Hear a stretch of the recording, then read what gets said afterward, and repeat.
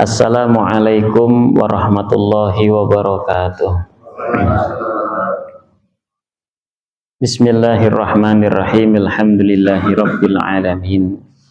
Wa bihi nasta'inu ala umurid dunya waddin. Wassalatu wassalamu ala sayyidil mursalin wa ala alihi wa ashabihi ajma'in, amma ba'd. Allahumma la ilma lana illa ma 'allamtana innaka antal alimul hakim. Allahumma anfa'na bima 'allamtana wa 'allimna ma yanfa'una wa zidna ilma. Allahumma arinal haqqa haqqa warzuqna ittiba'ah wa arinal batila batila warzuqna ijtinabah waj'alna mimman yastami'unal qawla fayattabi'una ahsanah wa adkhilna birahmatika fi ibadika salihin, amin. Ayyuhal hadirin wal hadirat rahimakumullah. Malam hari ini tema kajian kita adalah tentang Isra Mi'raj, yang tujuannya adalah untuk bersiap menjadi manusia pilihan Allah Subhanahu wa ta'ala. Rasul kita Muhammad sallallahu alaihi wa alihi wasallam adalah manusia yang dipilih oleh Allah, yang dikenal atau masyhur dengan Al-Mustafa. Ya, Mustafa itu artinya adalah manusia pilihan. Al-Mustafa Rasulullah Muhammad sallallahu alaihi wa alihi wasallam mulai semenjak bi'tsah beliau diutus menjadi rasul, menjadi nabi, beliau mengalami beberapa cobaan dari Allah Subhanahu wa ta'ala. Beberapa ujian, di antara ujiannya adalah pamannya sendiri. Rasul mendakwahi orang-orang untuk masuk Islam, akan tetapi pamannya sendiri malah menentangnya. Siapa? Termasuknya Abu Lahab.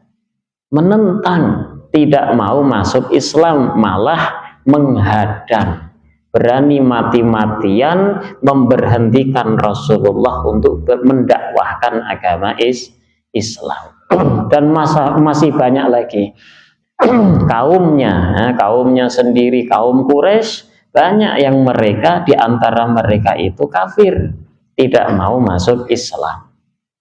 Kemudian berlangsung dan satu demi satu orang-orang yang mendukung dakwah Rasul wafat, meninggal pamannya Rasul sallallahu alaihi, kakeknya dulu ya, meninggal, kemudian pamannya meninggal, kemudian termasuk istri tercintanya Sayyidah Khadijah radhiyallahu taala anha meninggal. Rasul ditolak oleh kaumnya. Nah, ini disebut sebagai Amul Huzni, tahun kesedihan. Nah, di tahun kesedihan itulah Rasul Muhammad sallallahu alaihi wa alihi wasallam di Isra Mi'rajkan oleh Allah Subhanahu wa ta'ala. Dalam ayatnya, subhanalladzi asra bi 'abdihi lailam minal masjidil harami ilal masjidil aqsa, sampai akhir ayatnya. Nah, dari sini kita bisa mengambil ibrah, pelajaran, bahwa ketika diri kita mengalami satu kesedihan yang mendalam, satu-satunya cara adalah rihlah ilahiyah. Rihlah itu bahasa kitanya itu healing, nah, bahasa gaulnya main. Cuma healingnya itu healing ilahiyah, healing yang bersifat ketuhanan. Isra itu berjalan dari Makkatul Mukarramah ke Masjidil Aqsa. Di sana ngapain? Rasul sholat, sebagaimana hadis yang akan disebutkan nanti. Rasul memimpin sholat, mengimami para anbiya.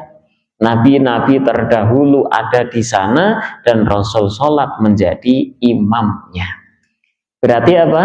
Kalau kita bersedih hati, sedih yang mendalam, satu-satunya cara untuk mengobati adalah dengan cara kita sholat. Kita seneng sholat, sedih sholat, sumpek sholat, gabut sholat. Caranya apa? Healing ilahiyah. Rihlah ilahiyah, yakni sholat. Dengan sholat juga itu disebut mi'raj. Nah, ada kalimat yang mengatakan as-sholatu mi'rajul mu'minin. Sholat itu mi'rajnya orang-orang yang beriman. Kalau Rasul dimi'rajkan oleh Allah secara langsung. Jumhur ulama mengatakan jasad plus ruhnya dimi'rajkan oleh Allah. Sedangkan kita sebagai umatnya tidak dimi'rajkan oleh Allah, tapi mi'rajnya dengan cara kita sholat. Karena dengan kita sholat, kita bisa langsung berhubungan, komunikasi dengan Allah Subhanahu wa Ta'ala. Rohnya kita naik menuju mi'raj, menuju Allah Subhanahu wa Ta'ala. Nah, Dzikrul Isra'i wal Mi'raj. Kami membawa buku Mukhtasar Sirah Nabawiyah Ibnu Hisham. Ini buku yang sangat terkenal. Sirah Ibnu Hisham, terkenalnya gitu. Tapi yang kami bawa hanya mukhtasar. Mukhtasar itu ringkesan, ya, hanya ringkesan saja. Sedangkan kalau Sirah Ibnu Hishamnya tebel dia. Ya, kalau ini cuma ringkasan, maka hanya beberapa ratus halaman saja. Nah, diambil intinya Dzikrul Isra'i wal Mi'raj. Qala Ibnu Hisham mengatakan, riwayat daripada Muhammad ibn Ishaq al-Muttalibi. Qala thumma usriya bi Rasulillah minal Masjidil Harami ilal Masjidil Aqsa. Rasul diisrakan oleh Allah. Isra itu dari kata asra yusri isra'an, yang artinya berjalan malam. Ya, kalau dia berjalan siang, nanti bahasa Arabnya beda lagi. Kalau Isra itu hanya berjalan malam. Nah, Rasul Shallallahu Alaihi Wasallam diisrakan oleh Allah dari Masjidil Haram ke Masjidil Aqsa. Masjidil Aqsa itu adalah Baitul Maqdis. Ada yang membaca Baitul Muqaddas. Ya, boleh Baitul Maqdis, boleh Baitul Muqaddas. Baitul Maqdis sebelum dinamai Baitul Maqdis itu adalah Ailia. Namanya apa? Ailia. Katanya ini adalah bahasa Yunani. Zaman dulu namanya Ailia, kemudian semenjak dipegang oleh Islam, kemudian disebutnya Baitul Maqdis. Kemudian kaum Quraisy di Makkah Al-Mukarramah itu sudah terkenal semenjak dari dulu. Ya, udah terkenal kaum yang sangat syarif, sangat mulia. Qabilah Quraisy itu terkenal di mana-mana. Rasul diisrakan dari Makkah ke Baitul Maqdis. Wa kana fi masrahu, Ibnu Ishaq mengatakan, wa kana fi masrahu wa ma dzukira anhu balaun wa tamhisun. Ketika Rasul berisra, diperjalankan oleh Allah, itu mengalami atau melihat beberapa yang diperlihatkan oleh Allah Subhanahu wa Ta'ala. Hadis yang diriwayatkan oleh Imam Al-Hasan Al-Basri dari dari Malik bin Anas radhiyallahu taala anhu, bahwa beliau mengatakan Rasul sallallahu alaihi wasallam bersabda, bainama ana naimun fil hijri. Rasul bercerita ini, dulu ketika aku sedang tidur di kamarku, ibja'ani Jibril, Jibril datang kepadaku, fahamazani biqadamihi. Rasul itu hamaza itu membangunkan dengan kakinya. Dia bangunin pakai kaki, namanya apa? Menyodok. Dibangunkan dengan kakinya. Rasul dibangunkan oleh malaikat Jibril dengan apa? Kakinya. Fajalastu falam ara syai'an, kata Rasul, kemudian aku terbangun, aku duduk, dan tapi aku nggak melihat siapapun. Ya, fa'udtu ila madji'i, aku tidur lagi. Karena seakan ada yang membangunkanku, aku bangun kok nggak ada siapa. Aku tidur lagi, kata Rasul. Faja'ani athaniyah, kemudian datang lagi malaikat Jibril, faham fazani biqadamihi, aku dibangunkan lagi dengan kakinya, aku bangun, kemudian duduk, falam ara syai'an, aku ngelihat kesana kemari, nggak ngelihat apa-apa. Fa'utu, kemudian aku balik lagi, tidur lagi. Kemudian faja'ani at-talithah, Jibril datang kepadaku untuk yang ketiga kali, fahamazani biqadamihi, membangunkan aku dengan kakinya. Fajalastu, kemudian aku duduk, kata Rasul. Fa'akhoda bi'adudi, kemudian Jibril tiba-tiba menarik adud itu lengan atas. Kalau ini namanya sa'id, kalau ini namanya adud. Jibril menarikku untuk bangun. Ya, dia diambil lengan atasnya. Fakumtu ma'ahu, kemudian aku pun mengikuti, aku bangun bersama Jibril. Fakharaja bi ila babil masjidi, kemudian keluar ke pintu masjid. Masjid apa? Masjid Makkah Al-Mukarramah. Ya. Ke Masjid Al-Makkah Al-Mukarramah, kemudian faqamu yashukku sadrahu wastakhraju qalbahu wa ghasaluhu bima'i zamzam. Malaikat Jibril itu dengan satu lagi ada namanya malaikat Mikail. Ya. Di dalam hadisnya itu ada 3 malaikat, tetapi yang disebutkan namanya cuma 2, Jibril dan Mikail. Jibril dan Mikail membawa Rasul ke pintu Masjidil Haram, kemudian membelah dadanya. Ini belah dada yang kedua kali, ya, karena belah dada yang pertama kali saat Rasul masih kecil, berada di rumahnya Halimah As-Sa'diyah di desa namanya Bani Sa'ad, dibelah dada di sana. Nah, sebelum Rasul di Isra Mi'raj kan dibelah dadanya lagi oleh malaikat Jibril dan Mikail, dibasuh, dikeluarkan jantungnya, hatinya dibasuh dengan air Zam-Zam. Kemudian setelah itu dikembalikan lagi, faidzan dabatun abiyat, aku disediakan hewan tunggangan yang berwarna putih. Bainal baghali wal himar, yang besarnya tingginya itu antara bihol dan himar, keledai. Nah, tidak seperti keledai, tidak seperti zebra. Nah, pokoknya dia di antara itu, besar kecilnya. Wa fi fakhidaihi janahani, hewan tersebut yang berwarna putih memiliki 2 sayap. Yahfizu bihi marijlaihi, yang mana sayap tersebut bisa bergerak terdorong oleh kaki. Ketika kakinya melangkah, sayapnya bergerak. Yadau yadahu fi muntaha tarfihi fahamalani alaih, malaikat Jibril membawa si hewan tersebut, istilahnya itu menuntun, fahamalani alaihi tsumma kharaja ma'i la yafutuni wala afutuhu, kemudian malaikat Jibril menuntun hewan tersebut, aku naik di atasnya dan kita pergi bersama-sama. Aku tidak meninggalkan Jibril, Jibril pun tidak meninggalkan aku, artinya pergi bersama-sama. Famadha Rasulullah wa madha Jibril alaihi salam ma'ahu hatta intaha bihi ila Baitil Maqdis. Perjalanan tersebut bareng-bareng malaikat Jibril dengan Rasulullah sampai ke Baitul Maqdis. Sesampainya di Baitul Maqdis, fawujida fihi Ibrahim wa Musa wa Isa fi nafarin minal anbiya. Aku ngelihat di Baitul Maqdis itu, Masjidil Aqsa maksudnya, ngelihat di sana ternyata sudah ada para nabi terdahulu.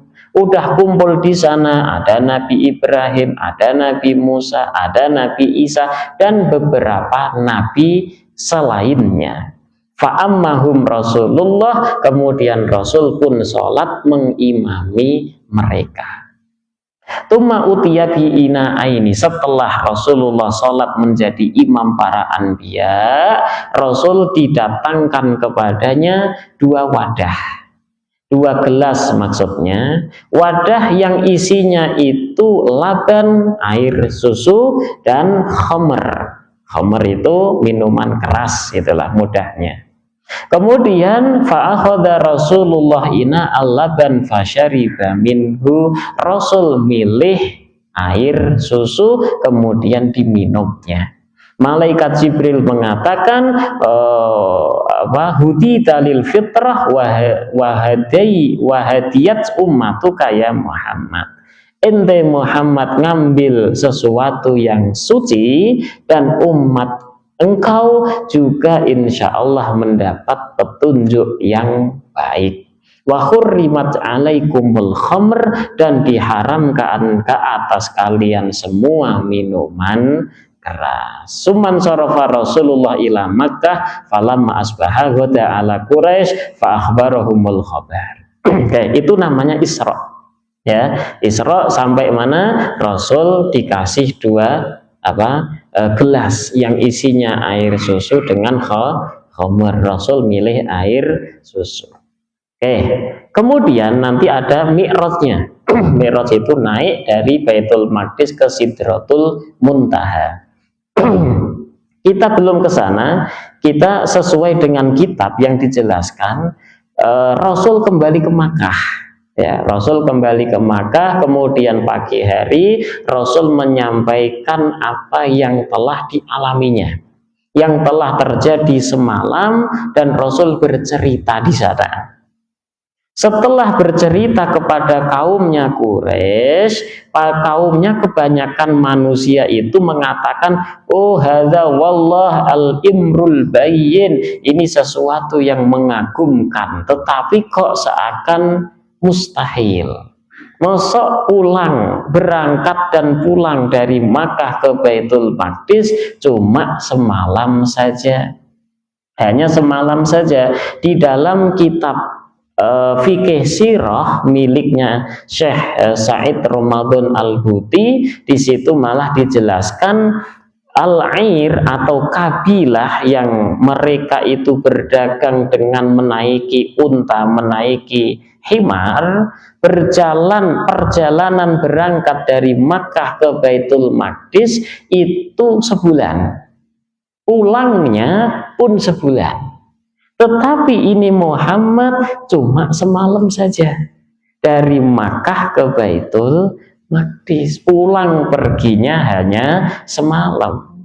Maka kaum Quraisy, bahkan orang-orang yang dari kaum Quraisy yang sudah masuk Islam malah pada murtad, pada keluar dari agama Islam. Fartadda katsirun mimman kana aslam, banyak sekali orang-orang Quraisy yang sudah pada masuk Islam malah murtad mendengar cerita Isra Mi'rajnya Rasul karena tidak masuk akal. Wa dhahaban nas ila Abi Bakar, akhirnya kaum Quraisy itu pergi menemui Abu Bakar.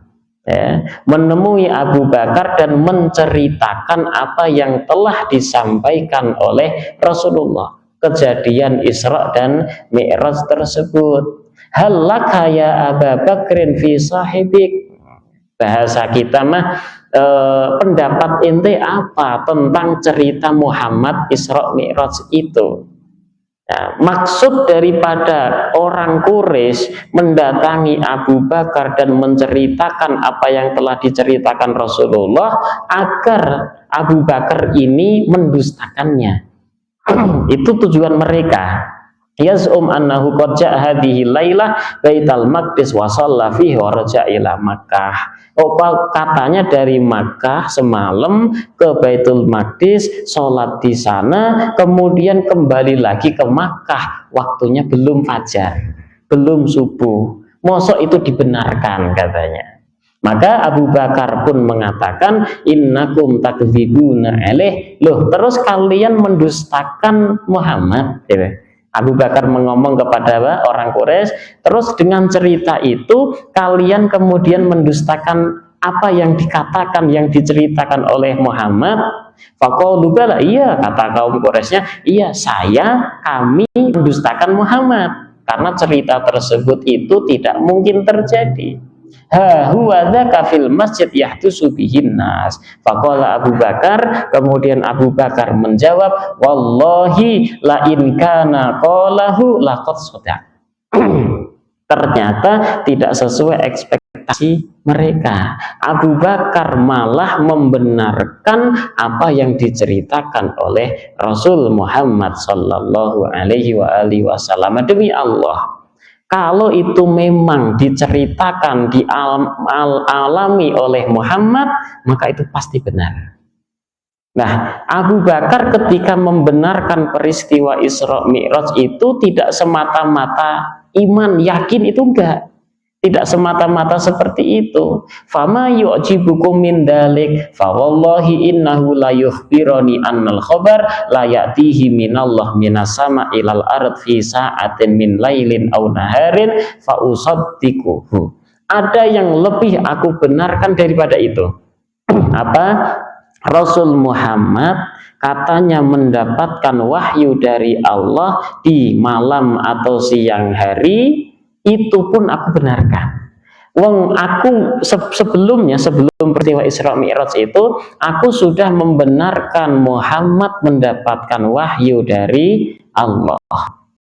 Peristiwa Isra Mi'raj ini sepele gitu.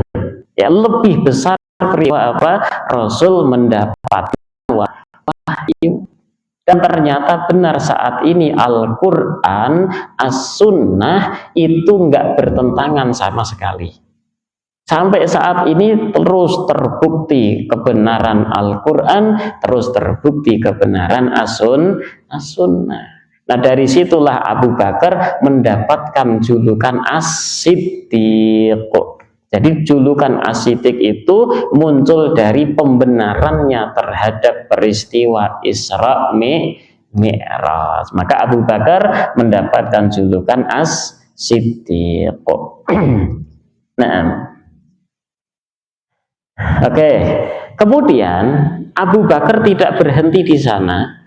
Abu Bakar menemui Rasul Muhammad sallallahu alaihi wasallam, kemudian bertanya, ya Nabi Allah, fasif sebelumnya, tuma akbala, ya Nabi Allah, ahaddath tahaula'il qaum annaka ji'ta baital maqdis hadhihi lailah. Kok tadi kaum Quraisy menemui saya, kemudian bercerita sebagaimana apa yang engkau ceritakan? Benar enggak itu semuanya? Rasul menjawab, na'am, iya, benar peristiwa tersebut. Abu Bakar bertanya lagi, ya Nabi Allah, fasif huli fa inni qad ji'tuhu. Kalau seperti itu, coba ceritakan, suruh ngasih sifat Baitul Maqdis, Masjidil Aqsa itu seperti apa? Aku udah pernah ke sana. Jadi Abu Bakar itu tahu betul Baitul Maqdis atau Masjidil Aqsa itu seperti apa. Ya, Rasul kemudian ngapa? Faqala Rasulullah farufi ali hatta nadartu ilaih. Rasulullah terus melihat ke atas. Kemudian seakan-akan Rasul itu ngelihat layar. Seakan-akan ya, ngelihat layar, terus Rasul melihat, oh ini di Baitul Maqdis, di ujungnya masjid ada ini ada ini, so disifati semuanya, ya, disifati semuanya. Dan faja'ala Rasulullah yasifuhu li Abi Bakrin, disebutkan seluruhnya kepada Abu Bakar, wa yaqulu Abu Bakar, dan Abu Bakar pun menjawab sodaqta. Loh, kok bener ya? Padahal apa? Rasulullah itu katanya kan cuma semalam saja. Asyhadu annaka Rasulullah. Setelah Abu Bakar mengatakan benar engkau, dan Abu Bakar kemudian bersaksi bahwasanya engkau adalah Rasulullah. Disifati lagi, oh Masjidil Aqsa itu kayak gini, depannya begini, sisi kanan kirinya begini.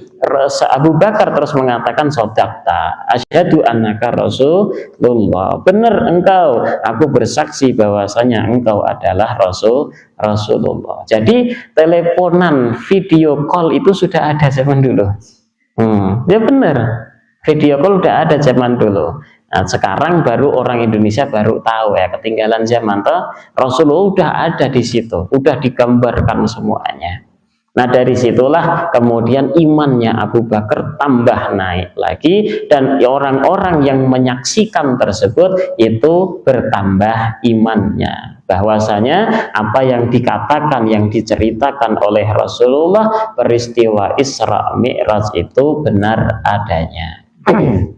Nah itu Isra-nya. Kemudian Mi'rajnya, Ibnu Ishaq mengatakan, wa haddatsani man la atahimu an Abi Sa'id Al-Khudri radhiyallahu taala anhu. Ada orang namanya Abu Sa'id Al-Khudri. Beliau ini termasuk orang yang tidak aku ragukan. Ya, artinya orang tersebut benar-benar thiqah, benar-benar bisa dipegang omongannya, bisa dipercaya riwayatnya. Beliau mengatakan, aku mendengar Rasulullah Shallallahu Alaihi Wasallam yaqul, bersabda, lamma faraghtu mimma kana fi Baitul Maqdis. Ketika aku selesai dari Baitul Maqdis, selesai Isra, utiya bil mi'raj, kemudian aku dibawa oleh malaikat Jibril untuk mi'raj. Mi'raj itu dari Masjidil Aqsa naik ke Sidratul Muntaha. Walam ara syai'an qad ahsan minhu. Ketika aku mi'raj naik, itu aku tidak melihat sesuatu kecuali sesuatu tersebut itu paling baik. Jadi Rasul belum pernah melihat sebelumnya. Ya, maksudnya belum paling baik itu enggak pernah melihat sebelumnya. Wa huwallazi yamuddu ilaihi mayyitukum ainaihi idza hadara fa as'adani sahibi fihi hatta dhahabi ila babin min abwabis sama. Terus naik sampai pintu langit pertama. Yuqalu lahu babul hafadzah, namanya babul hafadzah, pintu penjagaan. Alaihi malakun minal malaikah, di situ ada beberapa malaikat yang menjaga. Yuqalu lahu Ismail, ya, namanya malaikat apa? Ismail. Tahta yadaihi itna asyara alaf malak, di bawahnya itu ada 12.000 malaikat. Setiap 12.000 malaikat membawahi 12.000 malaikat. Kemudian falamma dakhala bi, ketika Jibril masuk denganku di pintu langit pertama, qala, malaikat itu bertanya kepada Jibril, man hadza ya Jibril, ini siapa wahai Jibril? Qala, Jibril pun mengatakan, hadza Muhammad, ini adalah Nabi Muhammad. Qala au qad bu'if, oh ini Muhammad Nabi yang diutus? Qala na'am, malaikat Jibril menjawab, iya, dia adalah Nabi yang diutus. Fada'a li bi khair, kemudian malaikat tersebut mendoakanku, kata Rasulullah, mendoakanku dengan kebaikan. Abu Sa'id Al-Khudri pun mengatakan bahwa Rasul Shallallahu Alaihi Wasallam bersabda, lamma dakhaltu sama'ad dunya, ketika aku masuk ke pintu langit dunia, ra'aitu biha rajulan jalisan tu'rad alaihi arwah bani Adam. Ada seseorang yang duduk, yang dia itu diperlihatkan ruh-ruhnya manusia, ya, diperlihatkan ruh-ruhnya manusia, Fayaqulu li ba'dihha idza uridat alaihi khairan wa yasurru bihi. Ketika rohnya manusia ini baik, dia tersenyum. Tapi kalau yang diperlihatkan roh manusia yang jahat, yang buruk, maka dia akan bersedih. Ya, Rasul diperlihatkan itu. Kemudian Rasul pun bertanya kepada malaikat Jibril, "Man hadza ya Jibril?" Itu siapa? Diperlihatkan roh manusia, ketika roh manusia itu baik, maka dia gembira, tersenyum. Tapi ketika yang diperlihatkan roh yang jahat, yang jelek, dia bersedih. Jibril pun mengatakan, hadza abuka Adam, ini adalah bapakmu Adam, Nabi Adam alaihis salam. Nabi Adam itu ketika diperlihatkan rohnya mukmin, orang yang beriman, yang baik, maka akan gembira. Tapi kalau diperlihatkan ruhul kafir, orang yang tidak beriman, maka akan bersedih. Nah, qala tsumma ra'aitu rijalan lahum masyafir ka masyafiril ibili. Kemudian aku melihat juga, kata Rasul sallallahu alaihi wasallam, di sana ada kelompok laki-laki atau manusia yang bibirnya itu sebagaimana bibir unta. Bibir unta kayak apa sih? Tebel ya, tebel gede gitu ya. Kayak bibir unta, fi aidihim qitaun min narin kal afhar. Di tangannya mereka itu membawa batu yang membara. Ya, yakdhifunaha fi afwahihim, yang mana batu tersebut itu dimakannya, dimasukkan ke dalam mulutnya. Fatakhruj min adbarihim, batu tersebut langsung keluar dari duburnya, dimasukkan ke mulut, keluar dari dubur. Fakultu, kemudian Rasul bertanya kepada malaikat Jibril, man haula ya Jibril, siapa itu mereka wahai Jibril? Qala, Jibril pun menjawab, haula akalatu amwalil yatama zulmah. Mereka adalah orang-orang yang memakan hartanya anak yatim secara zalim. Kita sebenarnya bagus, baik ketika mau ngurus anak yatim. Anak yatim itu siapa? Definisi yatim adalah semua anak yang belum balik, yang bapaknya meninggal. Ya, kalau cerai hidup dia bukan yatim. Bapaknya meninggal itu disebut yatim. Yang penting belum balik. Kalau sudah balik bapaknya meninggal, maka tidak lagi ya yatim. Kita ngurus anak yatim, peduli kepada anak yatim, itu sesuatu yang sangat baik. Menjadi tidak baik ketika apa? Kita ngurus harta anak yatim, tetapi kita ikut makan secara zalim harta tersebut. Maksud daripada zalim itu apa? Kita ngambilnya tidak sesuai porsi kita. Harus sesuai porsi itu, umpama sehari 30.000, kita ngambilnya 50.000, ngambilnya 100.000, maka ini disebut memakan harta anak yatim secara zalim. Maka gambaran di dalam mi'rajnya Rasulullah yang dilihat oleh Rasulullah, orang yang semacam itu nanti di akhirat siksaannya apa? Si bibirnya menjadi besar, membawa batu bara api, dimasukkannya ke dalam mulut, keluar dari dubur. Nah, mungkin cerita yang kayak gini Bapak Ibu udah mendengar ya terus menerus. Cuma ini kami hanya membacakan saja sebagai pengingat kita bersama bahwa memakan harta anak yatim nanti akan disiksa oleh Allah Subhanahu wa Ta'ala. Maka hati-hati, termasuknya pemakan harta riba. Ya, harta riba sebagaimana yang kita ketahui, yang paling banyak dilakukan saat ini adalah ribal qarad, riba sebab hutang piutang. Utangnya 1 juta, disyaratkan nanti bayar 1.500.000. Dan oke, saya ridho, walaupun ridho, ar-ridho bisyai' la yuhallilul haram. Ridho terhadap sesuatu itu tidak menghalalkan sesuatu yang haram, maka sekali riba tetaplah riba. Hati-hati, pemakan riba itu nanti kata Rasulullah nanti akan butunun lam ara mithluha qattu, si perutnya itu membesar sebagaimana kal ibil al mahyumah, sebagaimana unta yang dia itu kebanyakan makan, perutnya gede banget. Hina yu'raduna 'alan nari yata'unahum la yaqdiruna 'ala an yatahawwalu min makanihim dzalika.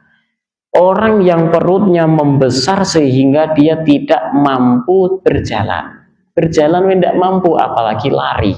Di bawahnya itu dikasih bara api, dia jalan di atasnya, bisa lari? Nggak bisa. Ya keberatan perut ya. Artinya apa? Ya udah siksaannya itu. Kalaupun dia mati diganti lagi, dihidupkan lagi, ya begitu seterusnya. Jadi di neraka itu rasanya ya siksaan tok. Ya, walaupun mati ganti lagi, hidupkan lagi, kulit baru lagi, tulangnya hancur ganti tulang yang baru lagi. Nah, dan seterusnya Rasul sampai naik ke langit ke-7, kemudian sampai ke Sidratul Muntaha. Sampai ke Sidratul Muntaha, ini kami ringkas saja. Rasul Shallallahu Alaihi Wasallam mendapatkan oleh-oleh, istilahnya orang sekarang itu oleh-oleh. Tapi secara syariat itu adalah beban hukum atau taklif atau perintah. Rasul mendapatkan perintah yang berupa sholat 50 waktu. Ya. Sholat 50 waktu diperintahkan kepada Rasulullah dan kepada kaumnya, umatnya Rasul Sallallahu Alaihi Wasallam. Nah, ketika Rasul menghadap Allah saat itu, Allah menyapa dengan ucapan yang sering kita baca saat tasyahud akhir. Assalamu alayka ayyuhan nabiyyu wa rahmatullahi wa barakatuh. Semoga keselamatan tetap ke atasmu wahai Nabi, beserta rahmat Allah dan berkahnya Allah. Rasul tidak mau, karena Rasulullah Muhammad itu senantiasa ingat umatnya. Ketika didoakan itu mesti ingat umatnya. Maka Rasul pun menjawab, assalamu alaina, kita semuanya, wa ala ibadillahi salihin. Semoga keselamatan tetap ke atas kita semuanya dan ke atas hamba-hamba Allah yang saleh. Siapa itu hamba Allah yang saleh? Orang yang sering beramal saleh. Apa itu amal saleh? Nah, kata Imam Al-Qurtubi di dalam tafsirnya, yaitu orang yang mengamalkan satu perbuatan yang tidak menyelisihi, tidak bertentangan dengan Al-Quran dan Sunnah. Kita ngaji nih saat ini, Rabu malam Kamis, bertentangan dengan Al-Quran dan Sunnah? Tidak. Ngaji Al-Quran, kita sholat, kita puasa, kita sedekah, kita zakat, kita berjalan silaturahmi ke rumah tetangga kita, saudara kita, itu semua sesuai dengan Al-Quran Sunnah, maka itu adalah amal soleh. Orang bisa disebut solihin ketika orang tersebut sudah terbiasa mengamalkan amalan-amalan soleh. Maka Bapak Ibu sekalian yang hadir di sini, saya yakin orang soleh. Karena apa? Setiap hari sholat, Bapak Ibu nggak tinggal, ngaji Al-Quran tidak pernah tinggal, pengajian, silaturahmi, sedekah terus dilakukan. Ini kan orang yang sering beramal soleh, maka sebutannya adalah solihin. Gitu ya. Jadi kita senantiasa mendapatkan rahmat dari Allah sebab doanya Rasul Muhammad Sallallahu Alaihi Wasallam. Assalamu alaina wa ala ibadillahis salihin. Nah, ini yang sering kita baca. Nah, Rasul Shallallahu Alaihi Wasallam mendapatkan perintah sholat dari Allah berupa sholat 50 waktu. Rasulullah Shallallahu Alaihi Wasallam bersabda, "Fa'aqbaltu raji'an." Kemudian aku pulang, aku balik dari Sidratul Muntaha kembali. Nah, kembali falamma marartu bi Musa ibnu Imran sa'alani. Setiap aku turun ketemu Nabiullah Musa itu bertanya kepadaku, kam furida alaika minas shalah, ente difardukan, diperintahkan sholat berapa? Rasul pun menjawab, fakultu khamsina sholatan kulla yaum, 50 waktu setiap harinya. Nabi Musa mengatakan, inna sholat takila, Muhammad, sholat itu berat, ente gak akan kuat, wa inna ummataka dhaifah, umatmu itu lemah. Kita sholat 5 waktu kadang diundur ya, kadang diundur. Farji ila rabbi, kata Musa, dah kembali lagi ke Tuhanmu. Kembali ke Tuhanmu, fas'alhu an yukhaffifa anka wa an ummatik. Mintalah dispensasi untukmu dan untuk umatmu. Ya, akhirnya apa? Kembali lagi. Faraja'tu. Kemudian aku, kata Rasulullah, aku kembali lagi. Fasa'altu rabbi an yukhaffifa anni wa an ummati. Aku minta keringanan, dispensasi untuk dan untuk umatku. Fawaddu'a anni asyran. Kemudian dikurangi 10. Jadi berapa? 40. Asalnya 50 dikurangi 10 jadi 40. Kemudian tuman sorof tuh, aku balik kembali lagi. Famarar tuh bi Musa, aku ngelewati Nabi Musa, dicegat, disuruh apa? Ditanya lagi ya. Berapa ente dikasih? Jadi 40 ya. Oh, balik lagi, minta lagi keringanan. Fasa'al tuh Rabbi, aku minta lagi keringanan, terus dikurangi 10, sisa 5 waktu saja. Ya, sisa 5 waktu, kata Nabi Musa pun apa? Faraja'tu ila Musa faqala li misla dzalik faqultu qad raja'tu rabbi wa sa'altuhu hatta istahyaituhu minhu. Kata Nabi Musa, aku disuruh balik lagi ke Allah, minta keringanan lagi. Udah 5, sisa 5 waktu, kata Nabi Musa suruh balik lagi, tapi aku nggak mau. Aku udah malu kepada Allah. Fama ana bifa'ilin. Akhirnya aku nggak mau ngerjakan. Maksudnya Rasul tidak mau kembali lagi ke Allah untuk minta dispensasi. Faman adahunna minkum imanan bihinna wahtisaban lahunna kana lahu ajru khamsina sholatan maktubah. 5 waktu yang saat ini terus kita kerjakan, andai umpama kita kerjakan penuh dengan iman. Iman itu apa? Sholat fardu ini perintah dari Allah, maka aku kerjakan. Itu iman berarti. Bukan gara-gara suami takut ke istrinya atau malu ke istri. Ada suami malu ke istri, sholat di rumah, di luar rumah nggak sholat. Malu ke anak-anak ada, dan saya menemui orang tersebut. Ya, suami ini, laki-laki ini kalau di rumah sholat. Kenapa sholat? Malu dilihat anak-anak, nggak sholat. Tapi kalau di luar rumah tidak sholat ya.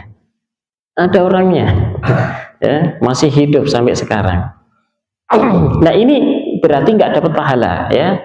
Orang yang dapat pahala sholat 5 waktu tapi pahalanya 50 apa? Ketika melakukan sholat penuh dengan keimanan.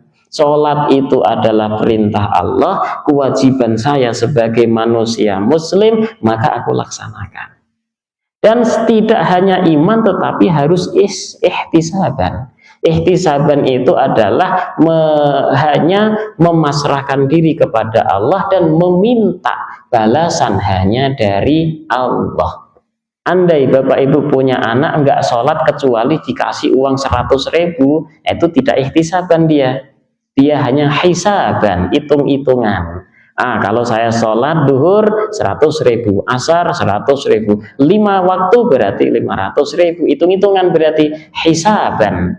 Ya, tapi kalau kita sholatnya ihtisaban, hanya meminta balasan dari Allah Subhanahu wa Ta'ala. Jadi dua kuncinya. Kita sholat, satu, iman itu adalah perintah Allah, kewajiban saya maka aku laksanakan. Dan yang kedua, hanya minta balasan dari Allah Subhanahu wa Ta'ala. Pahalanya berapa? 50 waktu.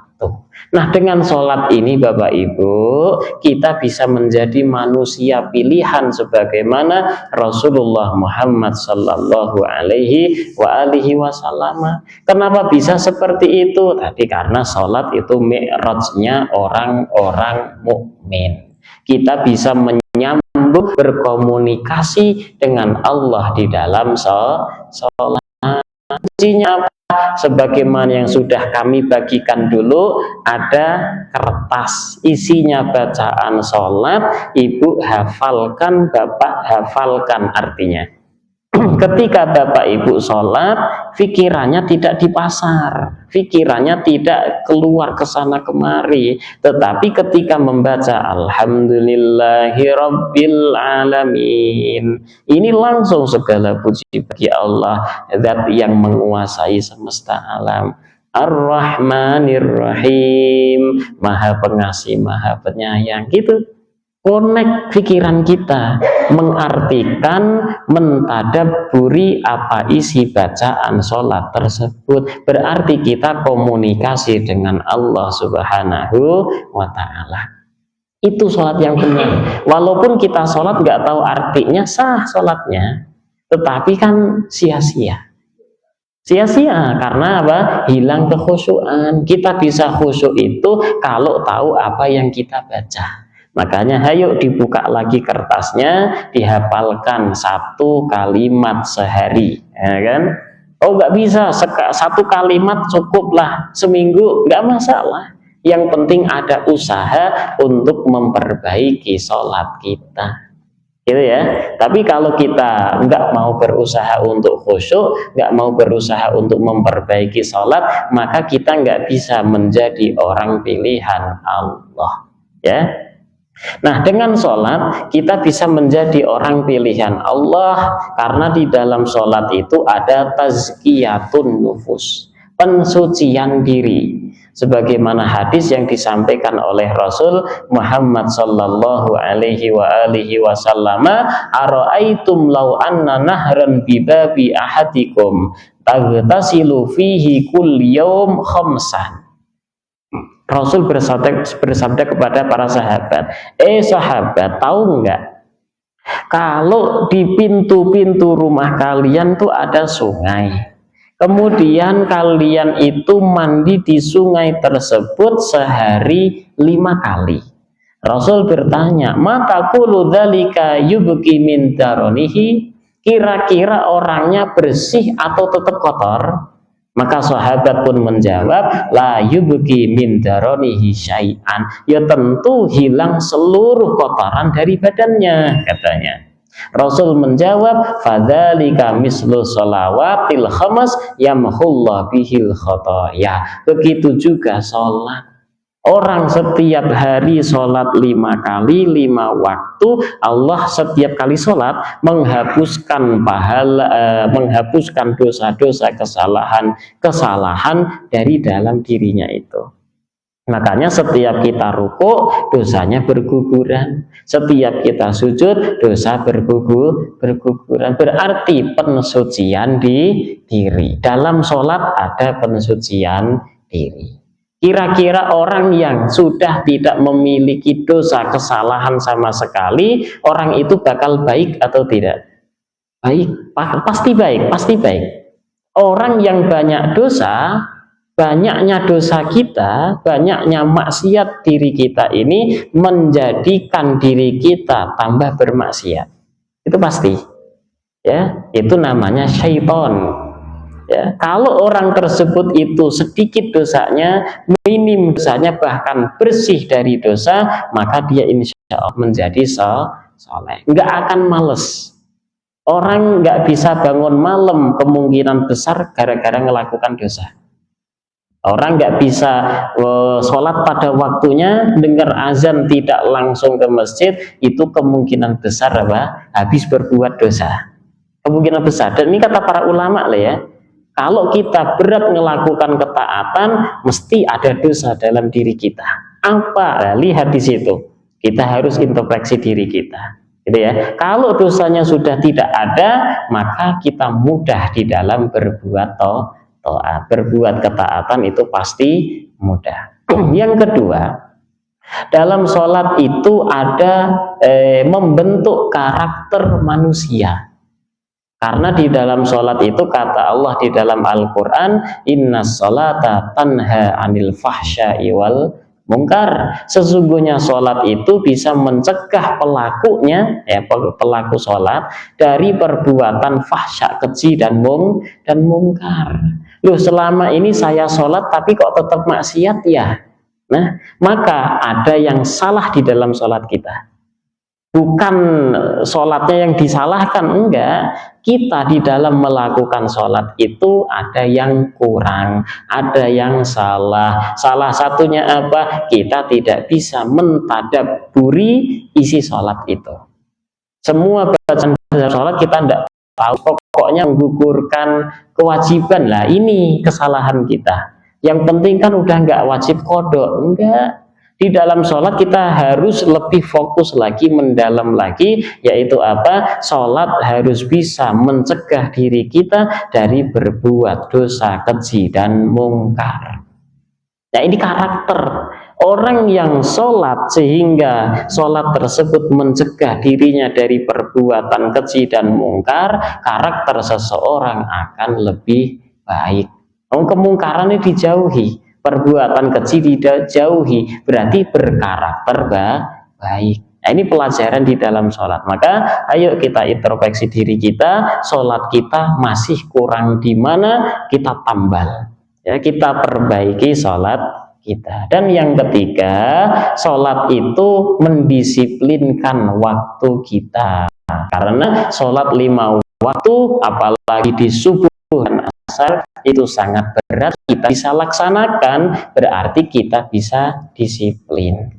Apalagi cuma berangkat jam 7 kerja, atau ngasih makan ayaman, disiplin.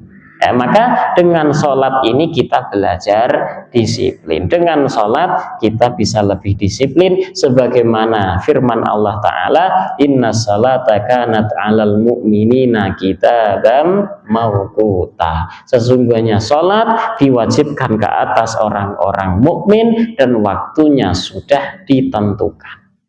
Ini berarti kan mengatur diri kita untuk disiplin sholat. Saya sholat bisa disiplin, nggak ada yang ngawasi toh. Kita sholat nggak sholat ditanya si istri, udah sholat pak? Udah. Padahal bohong ya. Nggak ada yang ngawasi, manusia ya, nggak ada yang ngawasi. Kita bohong ke manusia, manusia iya aja. Tapi kita tetap disiplin gitu. Apalagi dalam pekerjaan, ada HRD yang senantiasa ngawasi kita, ada HRD yang dia itu lihat CCTV nih, si fulan kerja atau tidak. Mestinya, harusnya orang itu tambah disiplin. Maka ayo kita perbaiki sholat kita. Orang yang sholatnya baik, sholatnya betul, benar, insya Allah dia akan menjadi manusia pilihan Allah Subhanahu wa Ta'ala. Wallahu a'lam bishawab. Jadi kalau ngaji sama saya nggak ada ketawanya pak ya. Nggak ada ketawanya. Jadi ya gitulah. Allahu a'lam. Saya nggak bisa ngelucu masalahnya.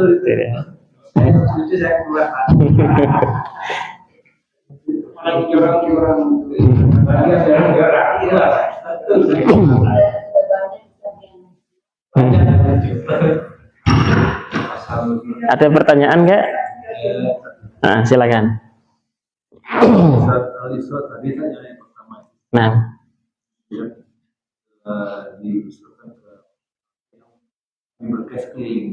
ayo. Nah, bagaimana kita memaknai itu dengan kondisi alam sekarang?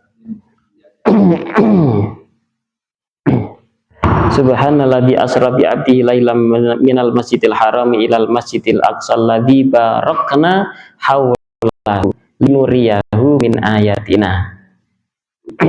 Saya pernah membaca arti daripada barakna haulahu, yang kami berkahi sekelilingnya itu zaman dulu. Zaman dulu Masjidil Aqsa atau Baitul Maqdis saat itu adalah menjadi tempat kumpulnya para nabi. Karena menjadi tempat kumpulnya para nabi, maka kami berkahi sekelilingnya.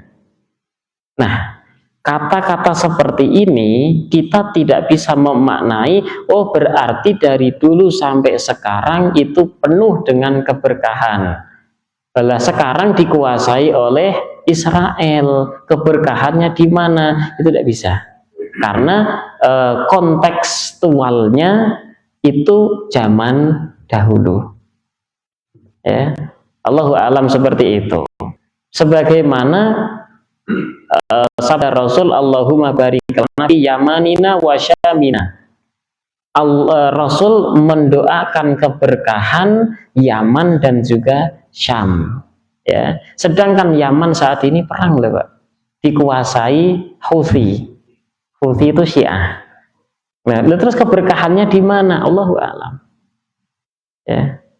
Kalau yang kami baca itu zaman dahulu Baitul Maqdis itu menjadi tempat kumpulnya para nabi, maka di situ letak keberkahannya. Keberkahannya di situ.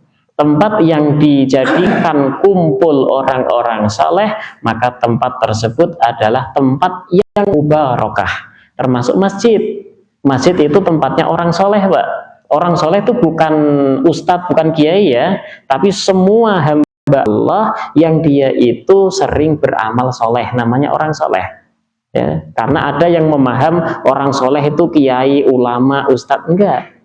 Orang awam tapi di sholat terus, ngaji, sodako terus, dia soleh berarti.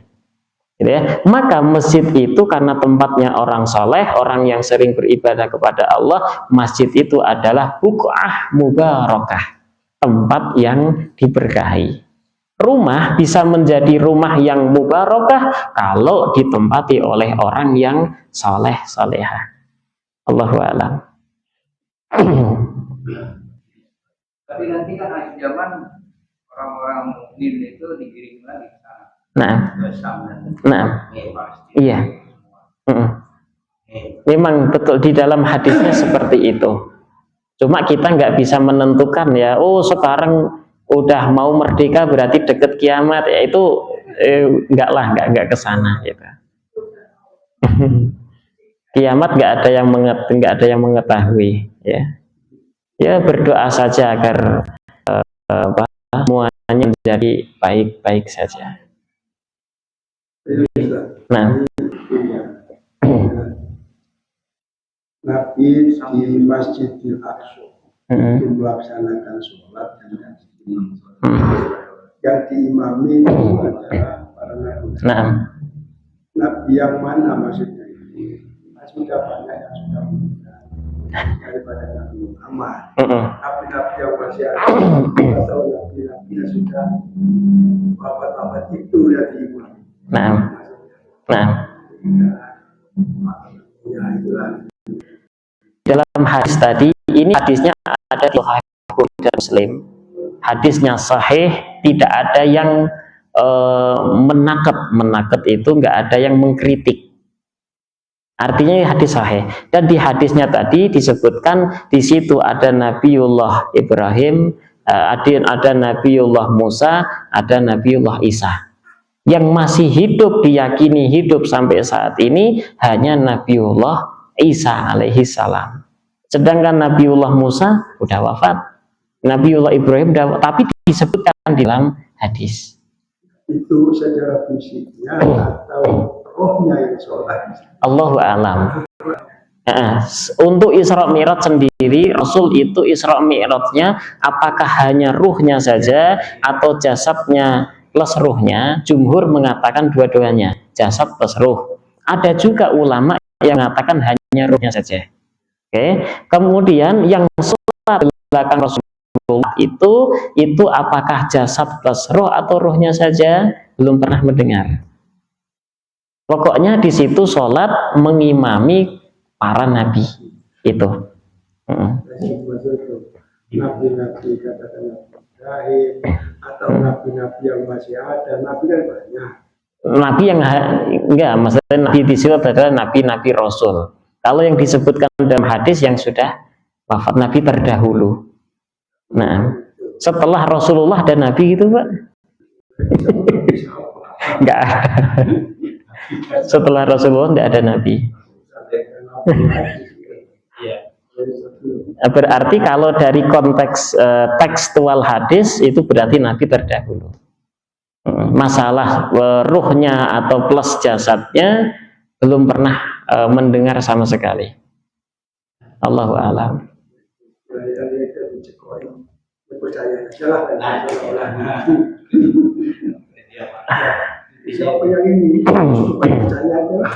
Itu merupakan iman, Bapak.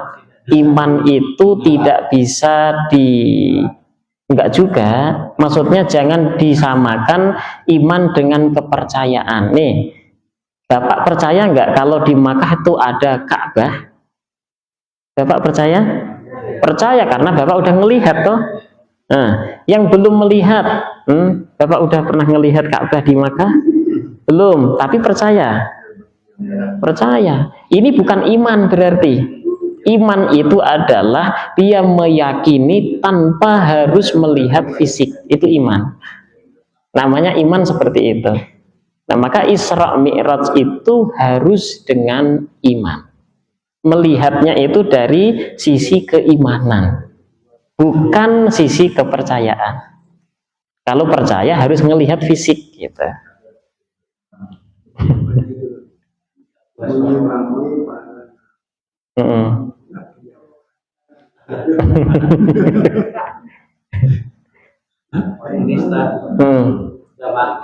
Ini udah yakin. Ini saya pernah dengar tiga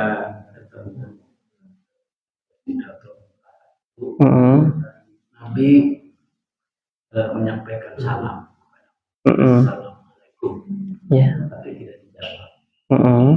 Ini suatu yang kita heran.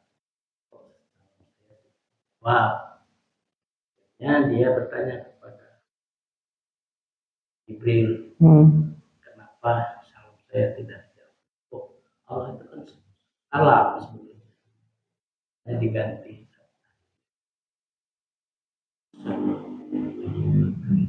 Baru dijawab. Belum pernah tahu, karena ketika Rasulullah di Sidratul Muntaha, malaikat Jibril nggak ikut. Enggak. Saya pernah dengar bahwa itu Nabi balik nggak ketemu, karena salamnya tidak dijawab. Ini saya dengar ya, Nabi Jibril sama malaikat Jibril sampaikan Allah itu selamat, keselamatan. Selamat. Ya, nurun malaikat.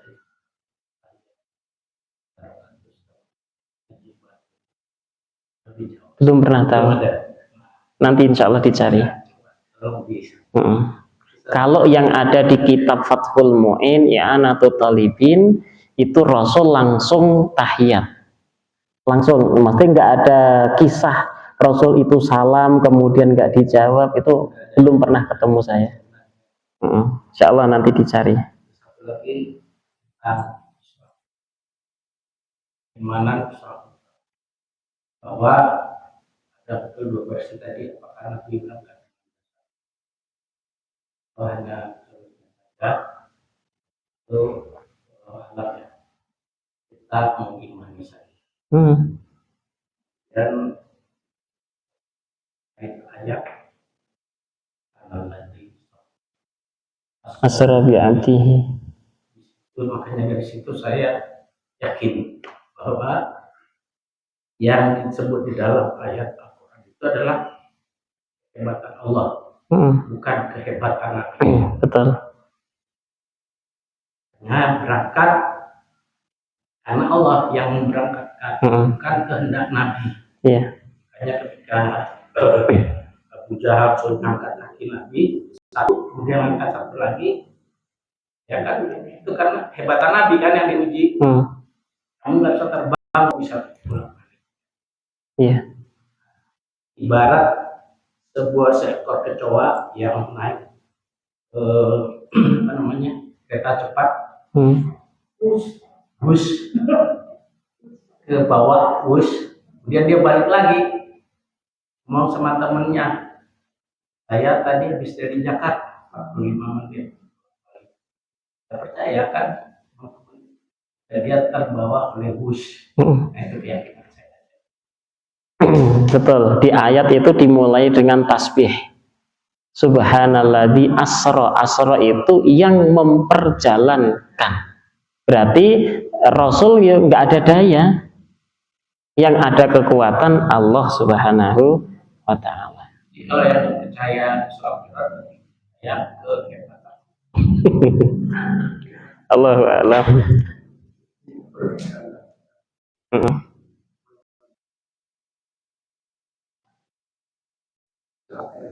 Ada lagi?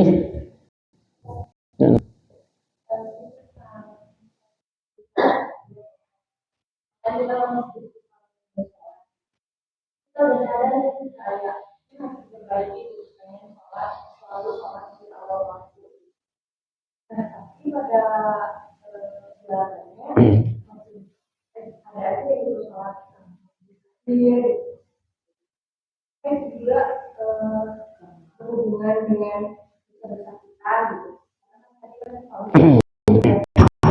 Mungkin karena banyak atau sudah pernah harus melakukan dosa gitu. Nah, terus apa yang harus kita lakukan gitu untuk merubah itu semua? Apakah tapi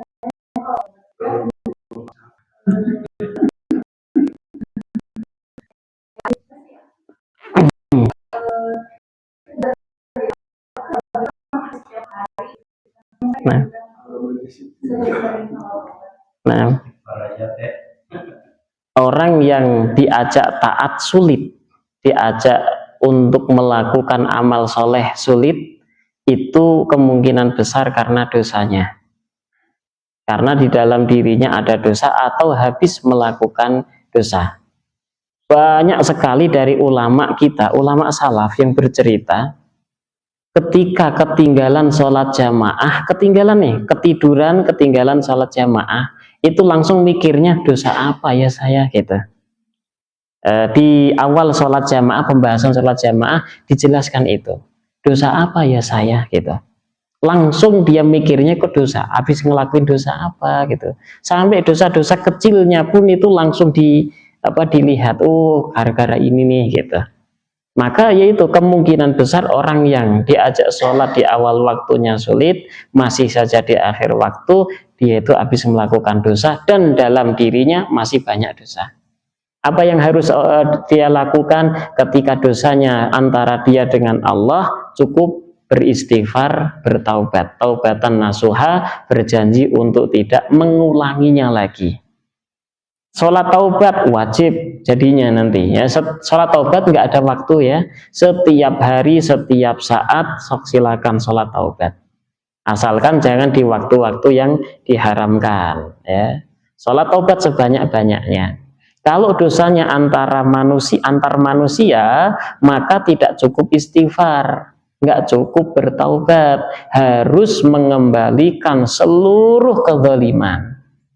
Umpama dia pernah ngambil harta temannya tanpa izin, maka harus diomongkan, minta halalnya, nggak ridho balikin, ganti. Kalau nggak ridho, tapi kalau udah ridho halal ya sudah. Yang penting sudah minta ikhlas.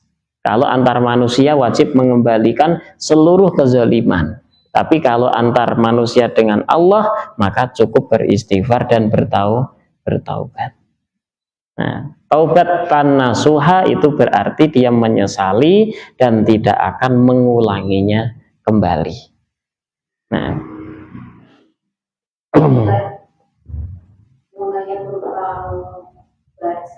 doa kita yang benar. Nah, Yang penulisannya itu Allahu Akbar kabiro. Berarti Allahu Akbar kabiro kan diwasal ya. Disukunkan. Nah itu kalau saya juga baru tahu nih, katanya harus jangan disukunkan. Jadi Allahu Akbar kabiro. Karena katanya merubah arti. Itu bagaimana penjelasannya? Membaca bacaan zikir tidak harus kita wasolkan sebagaimana membaca Al-Quran. Kita membaca Allahu Akbar kabiro boleh, tidak arti sama sekali, tidak merubah. Walhamdulillahi katsira atau walhamdulillah katsira sah. Kalau itu bacaan Al-Quran maka tidak diperbolehkan. Khusus Al-Quran ya. Kalau zikir bebas, kayak orang ngomong bahasa Arab aja, min wen ant, nah, harusnya min aina anta, dia baca min wen ant, ana min minesuk, nggak masalah, nggak apa-apa. Subhanallah walhamdulillah wala ilaha illallah Allahu Akbar. Kita wasolkan semuanya, subhanallahi walhamdulillahi wala ilaha illallahu wallahu akbaru. Boleh, tidak mengubah arti sama sekali. Kalau kita baca Quran memang harus dibaca harokatnya, kecuali kalau kita wakofkan baru boleh disukun. Seperti qul huwallahu ahadunillahus samad. Kalau nggak mau langsung qul huwallahu ahadunillahus samad lam yalid wa lam yulad wa lam yakul lahu kufuwan ahad. Al-Fatihah kita baca satu napas. Bismillahirrahmanirrahim. Alhamdulillahi rabbil alamin arrahmanirrahim maliki yaumiddin. Harus diharokati kalau Fatihah, karena dia termasuk Al-Quran. Sedangkan zikir bebas, yang penting artinya tidak berubah. Dengan mewakafkan ro itu artinya tidak berubah. Bahkan disunahkan dalam azan itu Allahu Akbar, Allahu Akbar satu napas, dua Allahu Akbar satu napas, roknya disukunkan. Sunnahnya loh, sunnahnya bukan Allahu Akbar, Allahu Akbar, nggak sunnah. Ya, yang disunahkan rok disukun, walaupun dua Allahu Akbar satu nafas. Allahu Akbar, Allahu Akbar, roknya disukunkan. Sunnahnya seperti itu. Nah.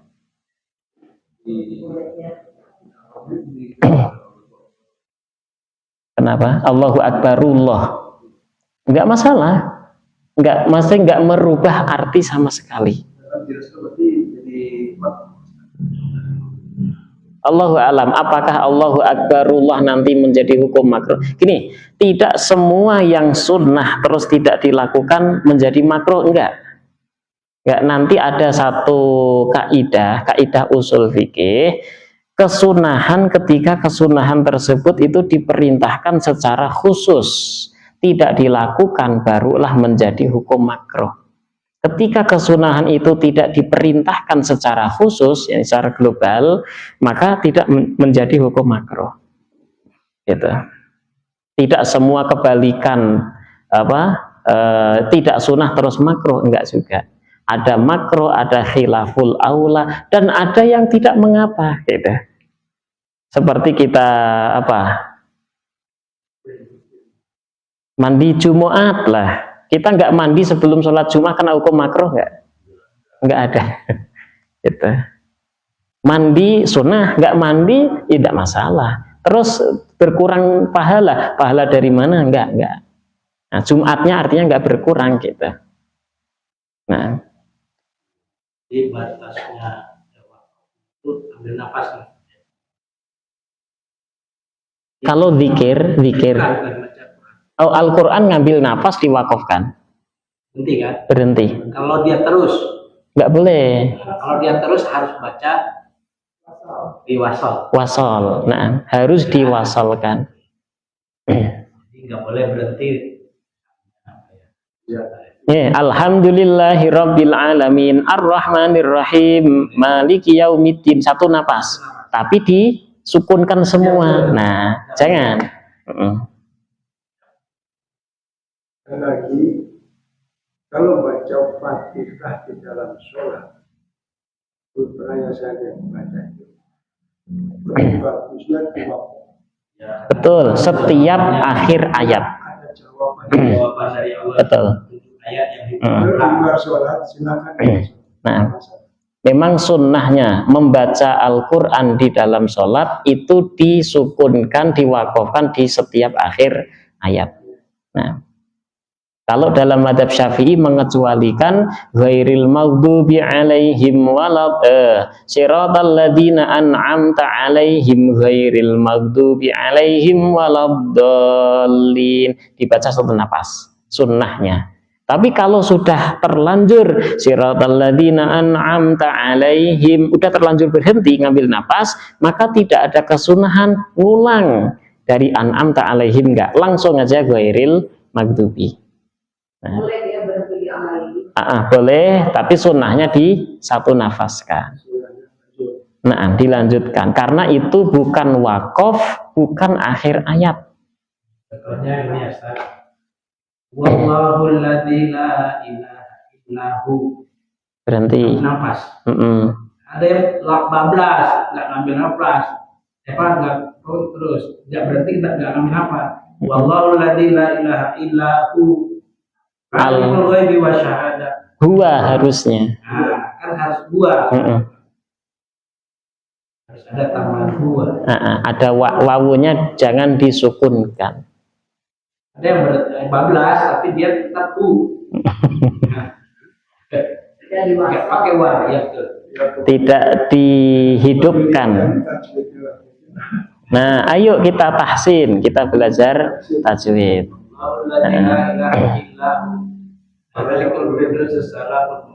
Harusnya huwal.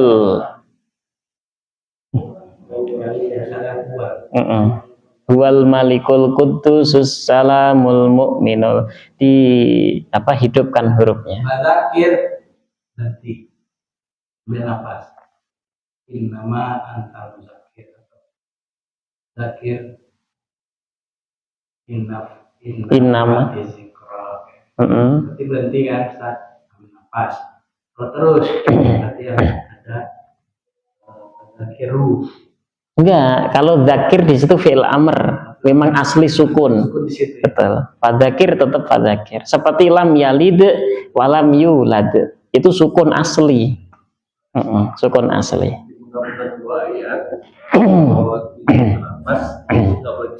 Betul. Selama dia itu berharokat harus dibaca harokatnya. Ada wakaf yang larangan di tempatnya wilayah. Boleh diwakafkan atau boleh dimasukkan. Itu nanti di pelajaran tajwid tahsin ada beberapa macam wakaf. Lebih baik berhenti, wajib berhenti, wakaf lazim namanya, atau jangan berhenti, short lam namanya, wasal. Ada macam-macam.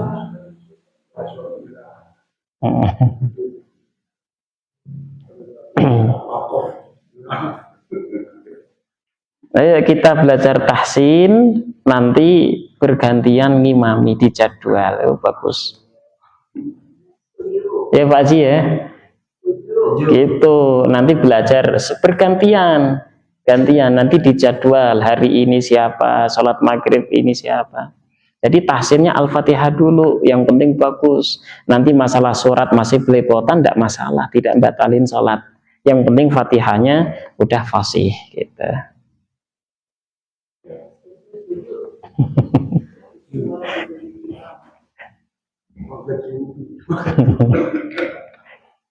Cukup ya. Alhamdulillah. Ayo kita akhiri dengan kafarah majelis. Subhanakallahumma bihamdika asyhadu an la ilaha illa anta astaghfiruka wa atubu ilaik. Sallallahu ala sayyidina Muhammad wa ala alihi washabihi wa baraka wasallam. Walhamdulillahirabbil alamin. Wassalamualaikum warahmatullahi wabarakatuh.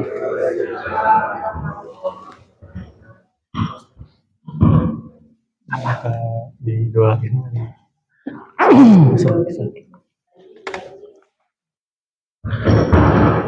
Konten ini ada yang minta doa, Ibu Rehni Yenawati binti Haji Jaja Sumitra. Beliau sedang dirawat di rumah sakit. Semoga Allah memberikan kesembuhan kepada beliau, kesehatan jasmani rohaninya sehingga bisa kembali menjalankan syariat Islam dengan baik. Ala hadhihi niyyah wa bi syafaati Rasulillah. Al-Fatihah. A'udzubillahi minasyaitonir rajim. Bismillahirrahmanirrahim. Alhamdulillahirabbil alamin arrahmanir rahim maliki yaumiddin. Iyyaka na'budu wa iyyaka nasta'in. Ihdinas siratal mustaqim. Siratal ladzina an'amta 'alaihim ghairil maghdubi 'alaihim waladdallin.